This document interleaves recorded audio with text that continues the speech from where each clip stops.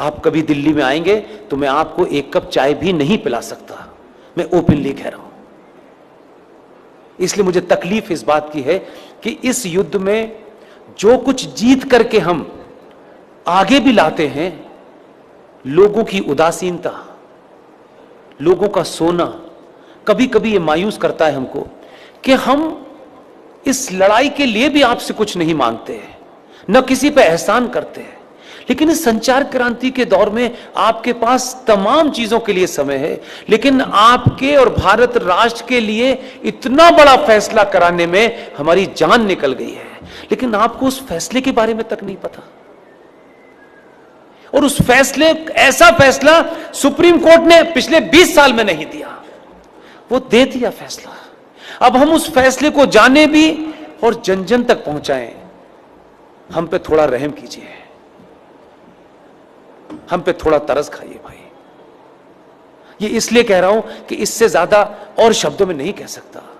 2018 में supreme court के अंदर जस्टिस अरुण मिश्रा जी, जस्टिस अमिताभ राय साहब इतना बड़ा फैसला दिया है, लेकिन उसकी 90% लड़ाई मुझे और आपको लड़नी है।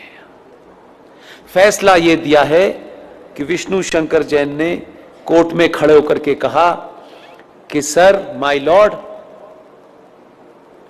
देश के स्टेशन हो, बस स्टैंड हो, सड़क हो, एक्सप्रेसवे हो, जितनी भी सार्वजनिक जगह हैं इस देश में, हर सार्वजनिक जगह के ऊपर मस्जिदें बनी हुई हैं, मज़ारें बनी हुई हैं और बेतहाशा बनी हुई हैं। सड़कों के बीचों बीच में पीर बाबा मर गए हैं, कहीं स्टेशन पे मर गए हैं, कहीं छत पे मर गए हैं, यानी फ्लाईओवर तक पे भी पीर बाबा मरे हैं।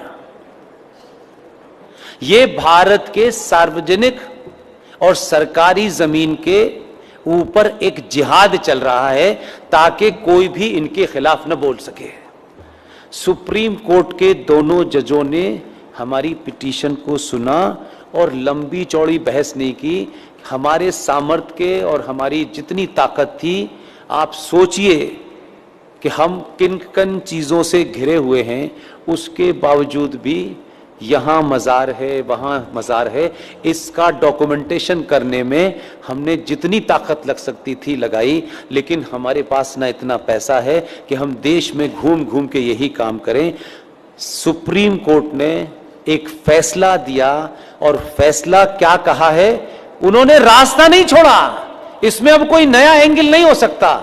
2018 में माननीय जज साहब जस्टिस अरुण मिश्रा जी, माननीय सुप्रीम कोर्ट के जज साहब अमिताभ राय साहब ने ये कहा है कि राज्य सरकारें पूरे देश में अपने अपने स्टेट में जहां भी सरकारी जमीन पर इल्लीगल स्ट्रक्चर बने हैं, उन्हें तत्काल प्रभाव से डिमोलिश करें और इसकी रिपोर्ट हाई कोर्ट में जमा करें।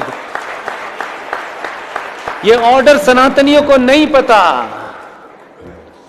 ये भी कोई जिहादी आपको बताने आएगा। आपको अपने फायदे की भी चीज पता नहीं है, शत्रु का भी पता नहीं है भाई, तो कैसे समझाएं? घर घर जाके समझाने की हमारे पास ताकत नहीं है। इसके लिए मैंने अभी हल्द्वानी के अंदर एक मुहिम शुरू की और आपके यहां आने से पहले कर्नाटक में बीदर में रात के 1 बजे सभा में मैंने कहा, और आपसे विनती करता हूं, आप अगर कहें तो हाथ जोड़ दो, मैं हाथ भी जोड़ने के लिए तैयार हूं कि पुष्पेंद्र कुलश्रेष्ठ, क्योंकि वही एक चीज वेरीफाइड है और वेरीफाइड नहीं है। आप अपने शहर में जाएं, पिकनिक पे जाएं, आपको इतनी सेल्फी लेने की आदत है, अच्छी बात है। जहां भी जाएं, मज़ार आपको, मस्जिद आपको सड़क पे कहीं नजर आए, कार बराबर में रोकिएगा, उसके साथ बैठ करके एक सेल्फी लीजिएगा।